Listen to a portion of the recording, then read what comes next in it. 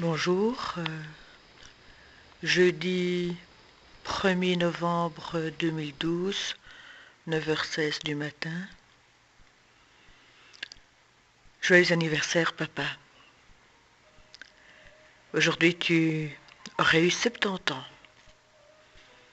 Et il y a 10 ans, nous fêtions tes 60 ans en famille.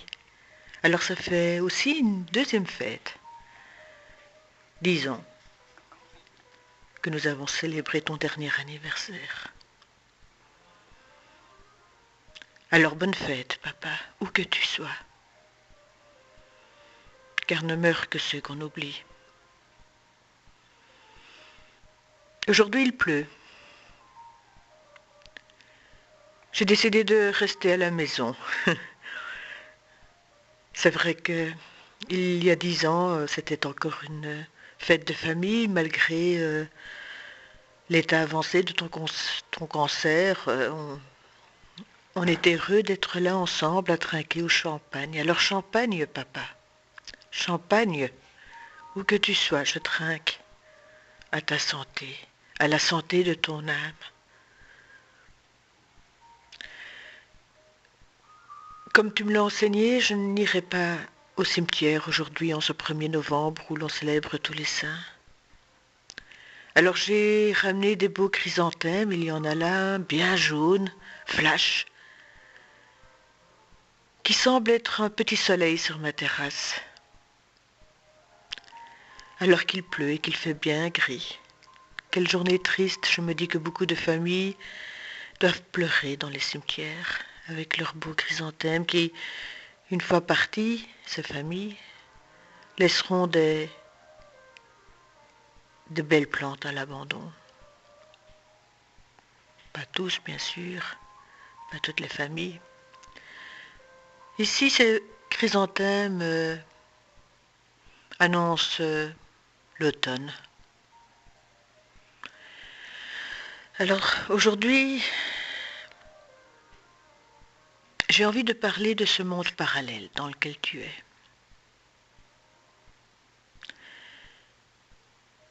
Depuis le dernier enregistrement, j'ai eu évidemment l'occasion d'être un peu bousculée, si je puis dire.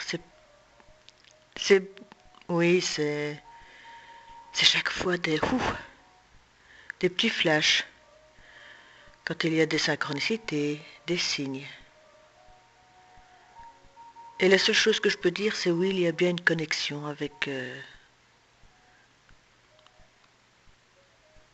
quelque chose d'intangible et pourtant visible par les signes et par la perception que j'ai de certaines choses.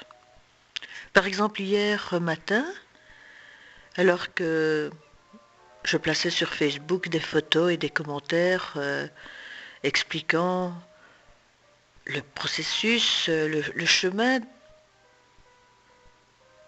dans lequel je suis pour œuvrer à la création d'un nouveau projet artistique que j'appelle Babel. Donc j'expliquais que c'était tout un chemin et je montrais un peu ce chemin, comment j'en arrivais là en partant du tableau de Bruegel, en essayant de comprendre ce qu'il avait voulu faire passer comme message, cette tour construite sur la roche qu'on transforme en bloc, des poulies, des échelles, Nemrod, qui, lorsqu'il se lit à l'envers, devient Dorme avec un T qui, on ne sait pas trop bien si le T se redresse ou tombe, s'il dort moins ou s'il dort vraiment. Et j'avais noté aussi que j'étais étonnée de voir l'architecte de Nemrod se prosterner à ses pieds. Dans les explications, on avait l'air de dire que Nemrod était un roi tyran et que son architecte avait failli dans sa mission. Puis je pensais à l'architecte de Khéops, qui était vénéré et qui était, j'ai envie de dire, le petit chouchou, le protégé du roi Khéops. Quelle belle pyramide! Et, et en arrivant au centre de jour, le CRIT, qui dépend de la SBL, petite parenthèse, la SBL L'équipe est maître d'ouvrage d'un chantier dans la rue de Veuette.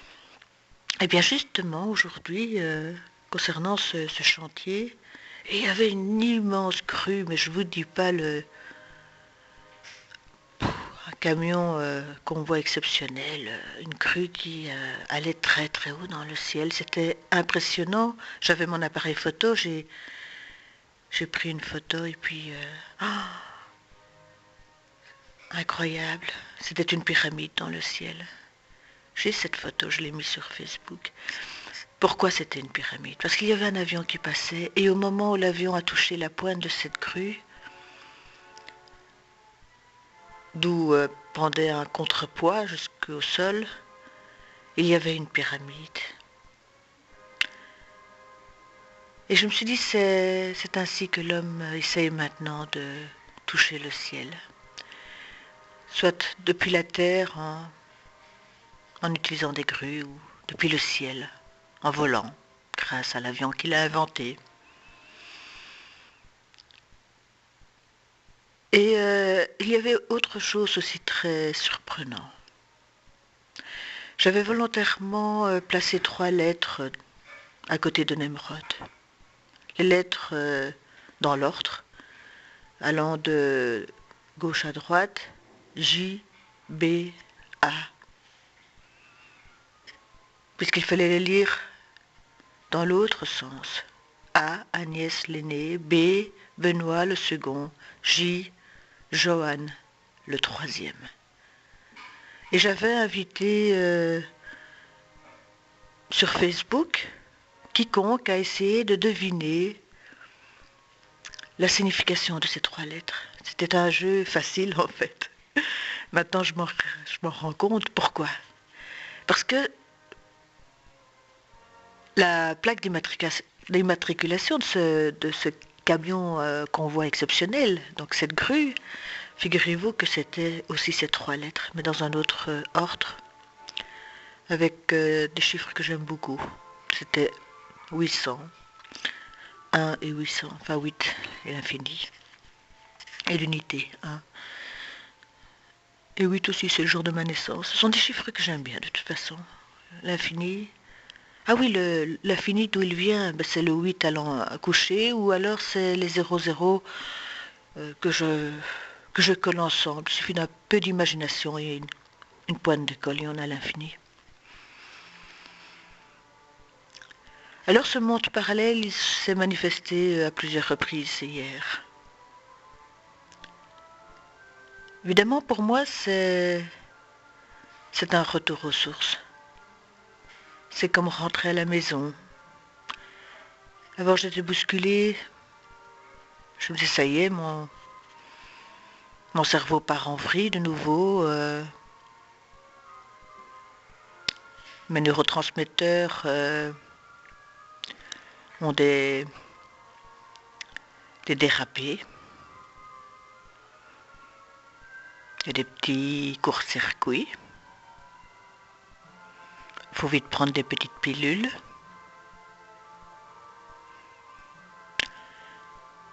Et alors, je me suis dit, mais j'ai le choix. C'est vrai que j'ai toujours dit à qui voulait bien l'entendre, et en particulier les personnes atteintes de la même maladie que moi, le trouble bipolaire, qu'il était important de prendre sa médication, qu'elle permettait d'arriver à, je dirais, une certaine stabilisation. En tout cas, qu'elle permettait d'éviter les rechutes. Ces derniers jours, effectivement, j'étais très très bousculée et essentiellement bousculée par, j'ai envie de dire, les situations kafkaïennes. Je vais utiliser ce terme-là. Les situations kafkaïennes créées par l'homme. Des tensions au centre de jour, et d'autres choses que j'observe, que j'entends à la télévision, que je vois dans les médias, dans la rue. Je ne vais pas revenir sur tout ce qui m'a tourmentée, mais j'étais un peu tourmentée. Et Et donc mes neurotransmetteurs, puisqu'il faut les appeler comme ça, ben, ils ont fait bip bip, bip bip, bip bip.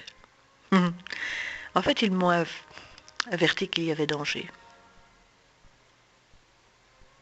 Alors quand il y a danger dans ce monde des humains, dans ce monde cartésien, c'est vrai que j'ai tendance à repartir dans le monde parallèle. Vous savez, pour moi, ce monde parallèle, puisque c'est l'objet de cet enregistrement, de vous expliquer un peu ce qu'il est, c'est ce monde dans lequel je suis bien. Je viens de là, et quand j'y retourne, ce que je ressens, c'est une force extraordinaire. C'est ce que j'appelle la foi, la confiance en moi, la confiance en des êtres qui m'aiment. Sur cette terre, bien sûr, de chair et d'os, et d'êtres qui m'aiment ailleurs. Parce qu'ils sont aussi dans ce monde parallèle. Alors je les retrouve. Ah, pas des hallucinations, bien sûr. Je pourrais les voir peut-être. Il suffit que je prenne une photo, je les vois si vraiment je souhaite voir leur visage. C'est d'ailleurs pour ça que je garde aussi des photos. Non, non, ce monde parallèle, c'est un monde fait d'amour. C'est un monde où les âmes deviennent un ou une. Et là, je me sens vraiment comme faisant partie d'un tout. Je me sens chez moi, en fait, dans le monde parallèle. Et pour moi, c'est difficile de revenir dans le monde des hommes. Car je me sens chez moi aussi, bien sûr, mais tellement bousculée par ces situations kafkaïennes, par cette violence aussi. Alors, ouais, je suis bien dans ce monde parallèle, et puis j'ai envie de dire à tout le monde, et les petits gars là, c'est génial ici. C'est la paix, c'est l'amour, c'est le lâcher-prise, c'est une chanson douce, ce sont des petites mésanges, c'est un soleil qui brille, c'est une fontaine qui coule, des mains dans les mains, des clins d'œil du destin.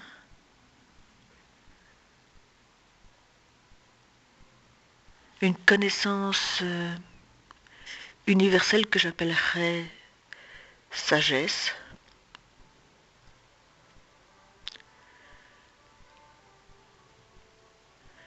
En fait, dans le monde parallèle, c'est comme si c'était un monde où tout a déjà été expérimenté.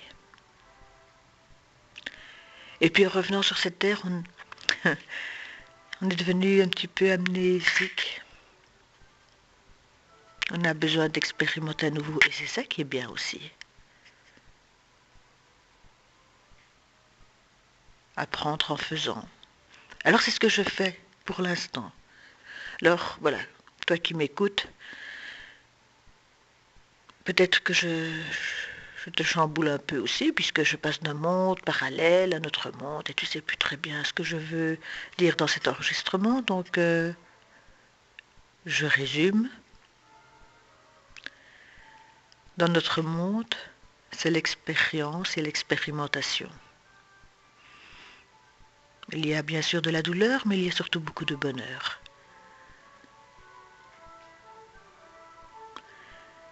Il y a de la violence, hélas. Il y a aussi beaucoup de sérénité. Et puis, il y a cet autre monde que j'appelle parallèle, où il y a l'amour inconditionnel, un lâcher-prise total, la foi. Entre les deux, peut-être la borderline.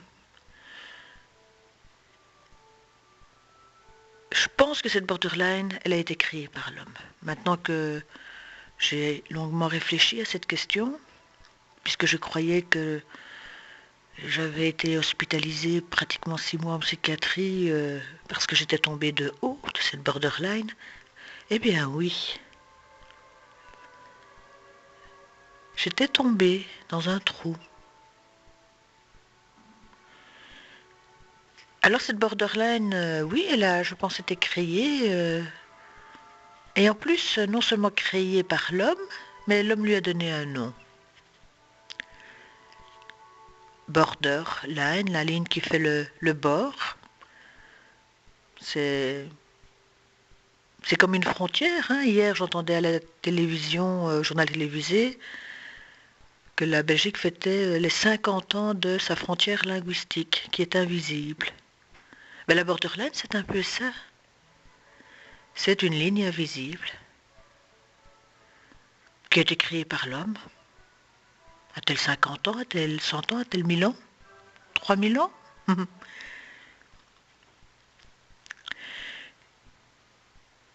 Et je me suis dit, mais est-ce que je dois apprendre à moi marcher sur cette borderline en équilibre, arriver à me centrer pour qu'un jour ça ne fasse plus qu'un?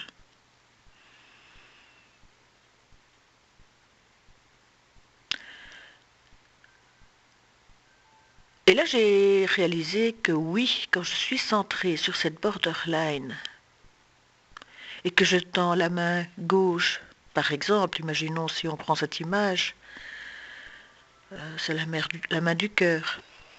Imaginons qu'à ma gauche, ce soit le monde des hommes, et des femmes, et des enfants, et des vieillards, enfin, le monde, la terre, l'univers, tel qu'on le connaisse.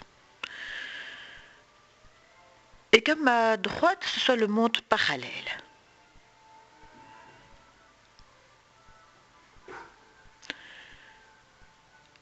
Eh bien, j'ai l'impression que quand je tiens les deux mondes, je suis un.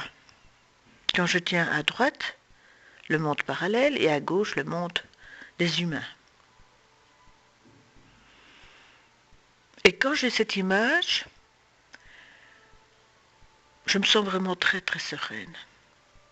Je sens la paix en moi.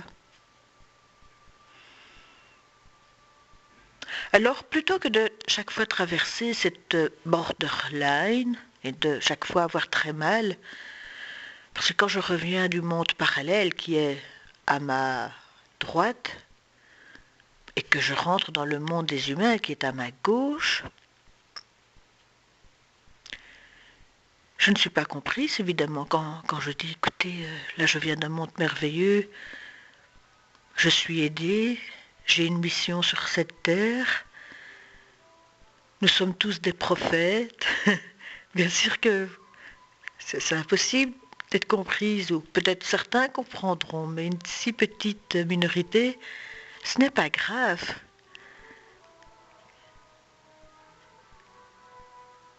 Ce n'est pas grave si ce n'est qu'une toute petite minorité. Et ce n'est pas grave si toi qui m'écoutes, tu, tu ne crois pas en ce que je dis. Ou du moins, tu ne comprends pas ce que je dis. Je te demande plutôt de croire ce que je dis, voilà. C'est différent. Que tu ne comprennes pas ce que je dis. Que tu ne comprennes pas que je t'explique qu'il y a un monde parallèle merveilleux, où tout est amour, inconditionnel, par exemple. Que tu ne comprennes pas cela. Mais il n'y a aucun souci. C'est normal, j'ai mis beaucoup de temps moi aussi pour comprendre ce qui m'arrivait. Je te demande, à toi qui m'écoutes, qui me connais ou qui ne me connais pas, de me faire confiance. Je te demande de me faire confiance.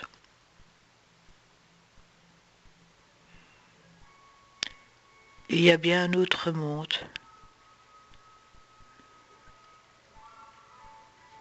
Je te demande de me faire confiance.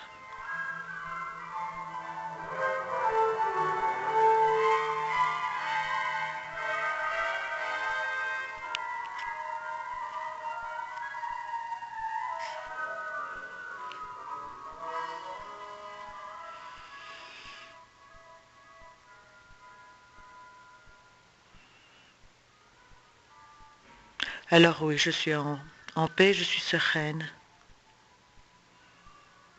Car j'ai pris la décision maintenant, ce 1er novembre, date à laquelle on fête tous les saints, d'accepter de marcher, main dans la main, avec les deux mondes à mes côtés. J'ai accepté de passer de l'un à l'autre sans me faire mal. Parce que j'ai confiance déjà en moi-même.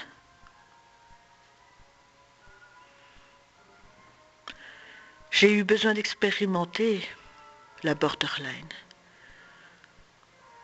Un mur dont on tombe, dans lequel on se cogne, l'incompréhension des uns, des autres, même de sa famille, qu'on aime tant.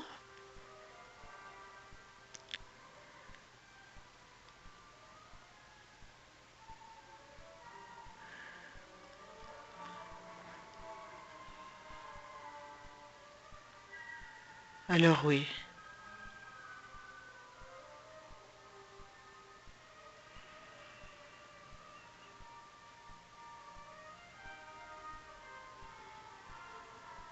j'ai confiance en la vie. J'ai confiance aussi en toi, qui m'écoute. J'ai confiance en vous,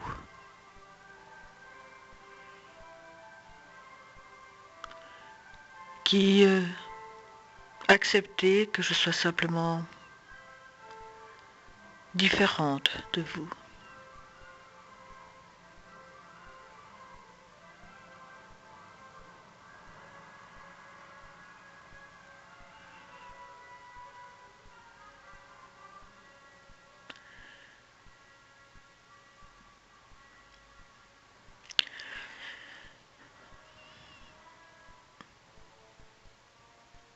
C'est un enregistrement où il y a maintenant du silence,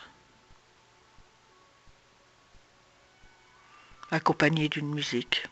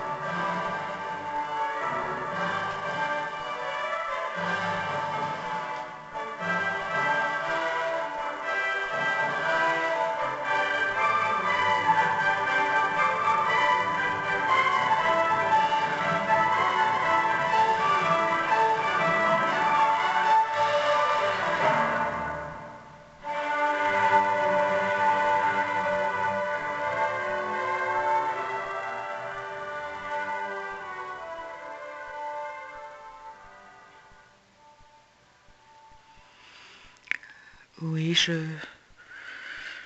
j'ai bien écouté, j'ai bien perçu tes joies et tes espoirs.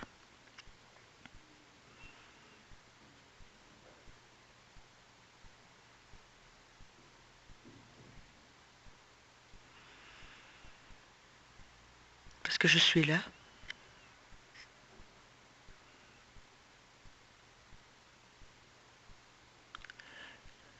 J'étais là, je suis là et je serai toujours là.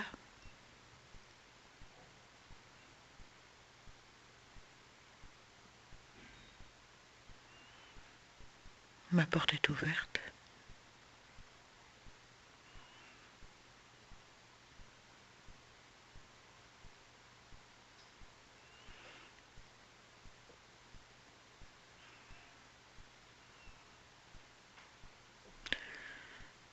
Alors,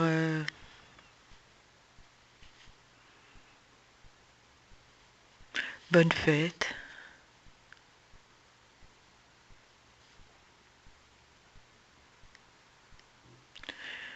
Bonne fête à toi, ma grand-mère, qui portait le nom de Toussaint, car aujourd'hui nous fêtons tous les saints. Bonne fête à toi, ma grand-mère, qui s'appelait Montagne, car, oui, j'ai cette foi qui abat les montagnes.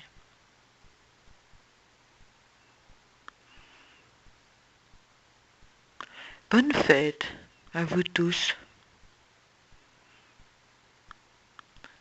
les meuniers, des moulins, des ciments.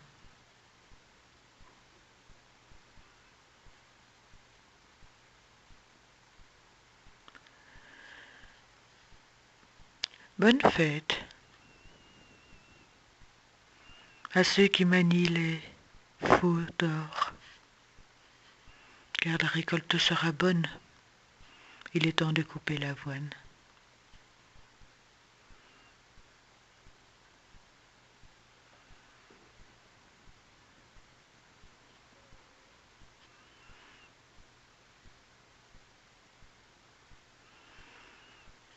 Bonne fête.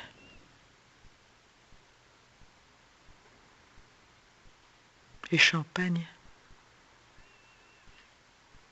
car c'est un jour important.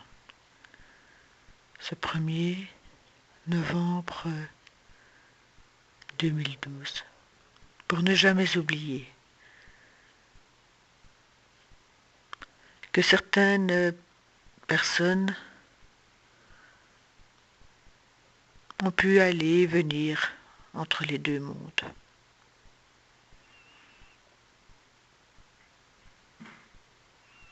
Et répandre l'amour.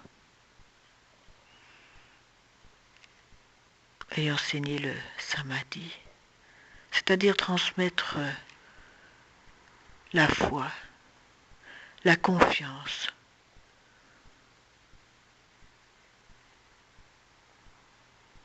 en l'univers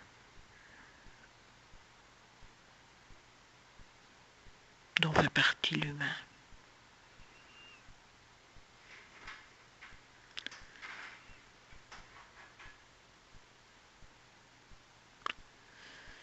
Alors,